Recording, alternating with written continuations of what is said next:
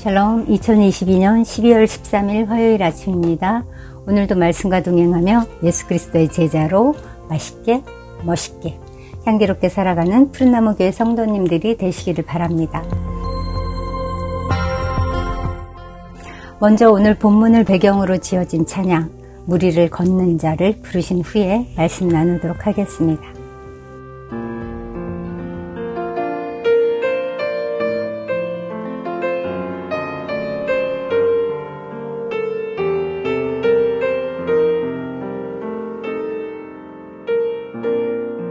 주님 나를 부르시니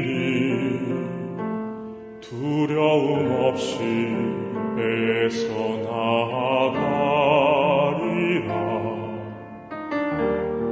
주님 나를 부르시니 주님 내게 오라시니 주님 보고 계시기에 의심치 않고 바다를 걸어가리라. 주님 보고 계시기에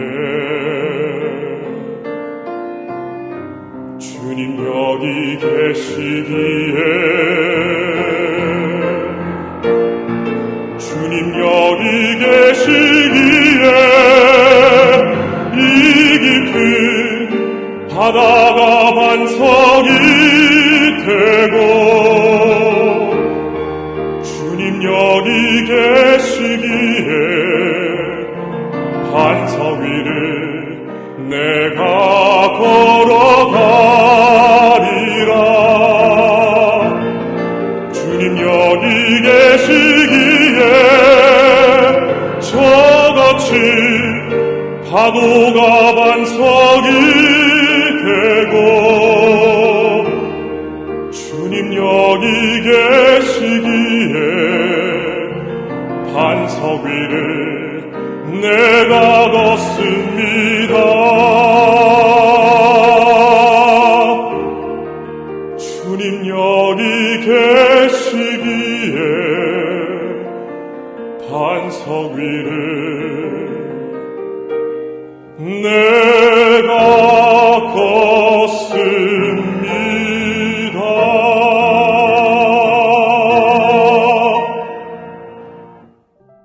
아멘.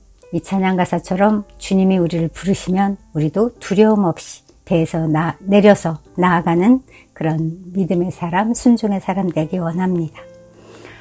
오늘 함께 나눌 말씀은 마태복음 14장 22절로 33절 말씀입니다. 제가 읽어보겠습니다. 예수께서 즉시 제자들을 재촉하사 자기가 무리를 보내는 동안에 배를 타고 앞서 건너편으로 가게 하시고 무리를 보내신 후에 기도하러 따로 산에 올라가시니라. 저물매 거기 혼자 계시더니 배가 이미 육지에서 술이나 떠나서 바람이 거스름으로 물결로 말미암아 고난을 당하더라.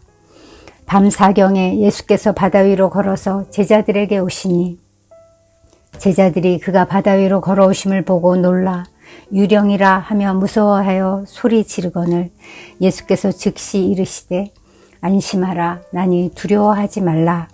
베드로가 대답하여 이르되 주여 만일 주님이시거든 나를 명하사 물 위로 오라 하소서 하니 오라 하시니 베드로가 배에서 내려 물 위로 걸어서 예수께로 가되 바람을 보고 무서워 빠져가는지라 소리질러 이르되 주여 나를 구원하소서 하니 예수께서 즉시 손을 내밀어 그를 붙잡으시며 이르시되 믿음이 작은 자여 왜 의심하였느냐 하시고 배에 함께 오름에 바람이 그치는지라. 배에 있는 사람들이 예수께 절하며 이르되 진실로 하나님의 아들이로소이다 하더라. 아멘. 오늘 본문은 예수님께서 폭풍이 휘몰아치는 바다 위를 걸어오셔서 두려움에 떨고 있는 제자들을 구원해 주시는 사건입니다. 이 말씀은 4복음서 중 누가복음을 제외한 나머지 복음서에 다 기록되어 있습니다. 그만큼 우리에게 중요한 교훈을 주는 말씀이기 때문입니다. 이 사건은 예수님께서 보리떡 5개와 물고기 2마리로 5,000명을 먹이신 오병이어 사건 후에 발생했습니다. 예수님은 그 사건 이후 즉시 제자들을 재촉해서 갈릴리 바다 건너편으로 보내셨습니다. 즉시 재촉해서. 왜 이렇게 예수님은 서둘러서 제자들을 보내셨을까요? 오늘 본문엔 나오지 않지만 평행 본문인 요한복음에 의하면 오병이어를 경험한 백성들이 예수를 억지로 임금 삼으려고 했기 때문입니다. 그 사건으로 흥분한 건 백성들만이 아니었습니다. 제자들 역시 주님이 왕이 되시면 자신들의 정치적 욕망을 성취하게 되리라는 기대에 부풀어 있었던 것 같습니다. 그래서 주님은 백성들과 제자들의 그 그릇된 기대와 분위기를 잠재우려고 제자들을 그 밤에 속히 보내신 것입니다. 주님은 모였던 무리를 다 흩어보내시고 혼자 조용히 기도하기 위해서 산에 오르셨습니다. 여기서 산은 혼잡한 무리들과 격리된 영적 교제의 장소를 의미합니다.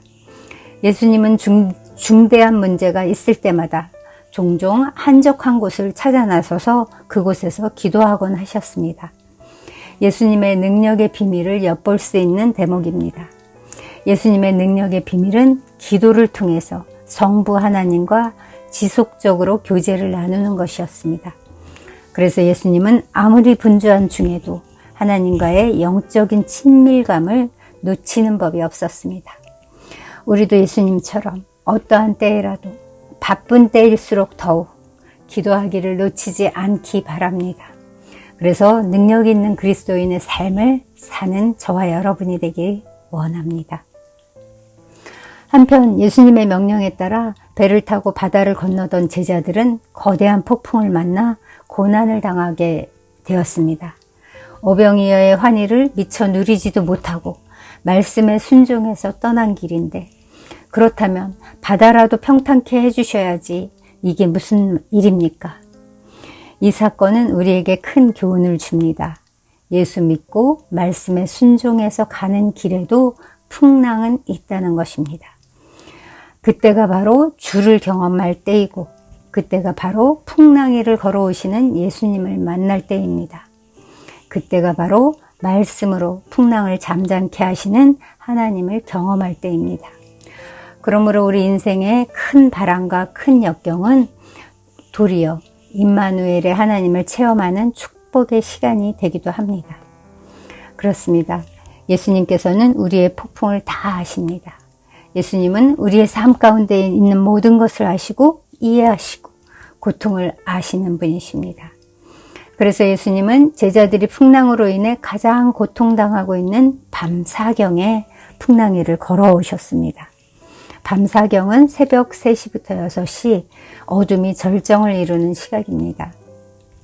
제자들이 모든 것을 포기하고 절망에 빠져 있을 바로 그때에 예수님께서 찾아오셨습니다. 예수님은 결코 우리를 고통 가운데 그냥 내버려 두지 않으십니다. 우리의 고난 한복판에 찾아오십니다. 그리고 그분은 결코 지각하시는 법이 없으십니다. 그러므로 인생의 풍랑을 만났을 때 고난의 현장으로 찾아오시는 예수님을 바라고 기대해야 합니다. 그런데 우리가 두려움에 사로잡혀 있으면 주님을 알아보지 못한다는 것을 아십니까? 바로 제자들이 그랬습니다. 26절은 제자들이 주가 바다 위로 걸어오심을 보고 놀라서 유령이라 하며 무서워서 소리 질렀다고 말합니다. 예수님이 그들을 향해 바다 위를 걸어오시는데 제자들은 예수님을 인지하지 못한 것입니다. 인식하지 못했을 뿐 아니라 심지어 유령으로 여겼습니다. 인생 폭풍 속에서 두려움에 눈이 멀면 우리는 예수님과 그분의 역사하심을 인지하지 못하게 됩니다. 그러나 그런 때에라도 예수님은 말씀하시기를 멈추시지 않으십니다. 안심하라, 내니 두려워하지 말라. 이 세 말씀은 우리를 공포에서 자유케 하는 위로의 음성이자 생명의 축복입니다. 사랑하는 성도 여러분, 지금 어떤 인생 풍랑을 맞고 계십니까? 부모님이 편찮으시고 자식이 속을 썩이고 동업자가 돈을 다 빼서 도망치고 빚쟁이에게 시달리고 미워 죽겠는 인간이 곁에 있고 남편 혹은 아내가 바람을 피우고 정말 구석구석을 살펴봐도 편안한 인생이 많지 않은 것 같습니다. 그렇게 개인과 가정, 직장과 교회, 나라와 민족, 전 세계에 말할 수 없는 폭풍이 불고 있습니다. 그 어느 때보다도 지금이 어렵고 내년엔 더 어려울 것이라고 합니다. 우리 힘으로 해결하기 힘든 그 모든 인생 폭풍 앞에서 우리에게 필요한 건 바로 안심하라, 나다, 두려워하지 말라 라고 말씀하시는 주님의 음성입니다. 개인과 가정 그리고 사업체 위에 우리 교회와 이 민족과 나라 그리고 열방 위에 주께서 이 한 말씀만 해주시면 모든 문제가 다 끝난다는 것을 믿으시기 바랍니다. 이 말씀에 힘입은 베드로가 주님, 만일 주님이시거든 나를 명하사 물 위로 오라 하소서라고 요청했습니다. 그리고 그는 오라 하시는 예수님의 말씀을 의지해서 담대히 물 위를 걸었습니다. 베드로가 물 위를 걸은 이 사건은 오직 이곳에만 나오는 기록입니다. 지금도 예수님은 베드로에게 오라 명하신 것처럼 우리에게도 오라라고 우리를 초대하고 계십니다. 그런데 여기 또 엄청난 반전이 있습니다.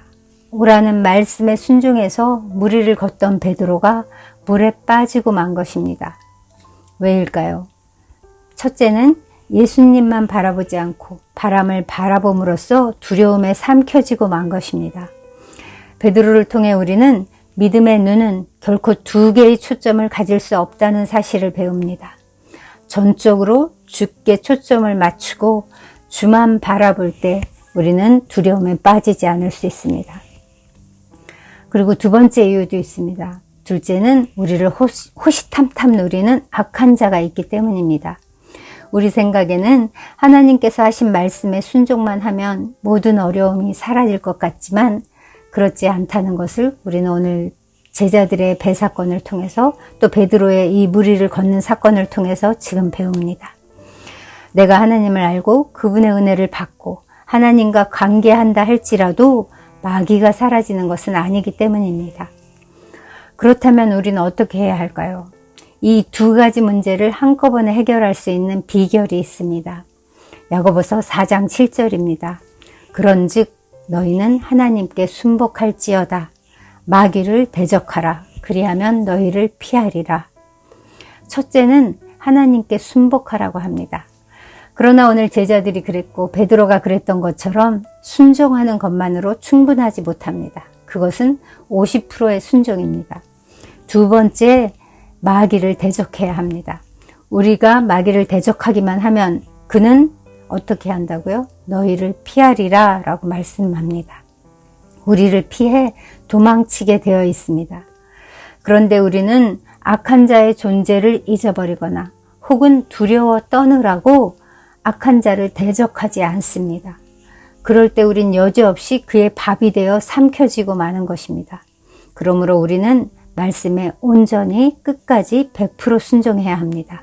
한편으로는 하나님께 순종해야 되고 다른 한편으로는 악한 자를 향해 대적하여 그를 쫓아내야 합니다. 이 온전한 순종으로 인생 풍랑을 넉넉히 이겨내는 저와 여러분 되길 원합니다. 베드로가 물에 빠져가면서 기도합니다. 예수님께 부르짖습니다. 주여 나를 구원하소서. 그러자 예수님께서 즉시 손을 내밀어 그를 붙잡으시며 믿음이 작은 자여 왜 의심하였느냐 라고 책망하셨습니다. 주를 바라보지 않고 다른 것을 바라보는 것, 하나님은 이것을 믿음이 작다고 말씀하십니다. 우리 모두 큰 믿음의 사람이 되기 원치 않으십니까? 저는 원합니다. 그렇다면 주만 바라보십시오. 두 마음을 품지 말고 단일한 마음으로 주만 바라보는 저와 여러분이 되기 원합니다. 하나님도 의지하고 또 다른 인간적인 방법도 의지하고 이렇게 두 마음을 품는다면 우리는 두려움에 사로잡히고 악한 자의 밥이 되고 말 것입니다. 우리의 도움은 오직 하나님께 있음을 알고 하나님께 초점을 맞추고 그렇게 살아가는 저희가 되어야겠습니다. 고난의 목적이 어쩌면 바로 이것인지도 모릅니다.